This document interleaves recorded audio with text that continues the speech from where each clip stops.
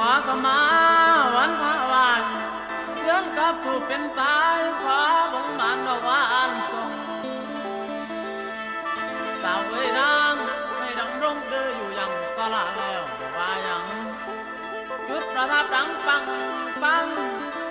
จุดประทับดังปังปังเพื่อนตั้งมาละทีฟ้าอยู่มีใจสละไป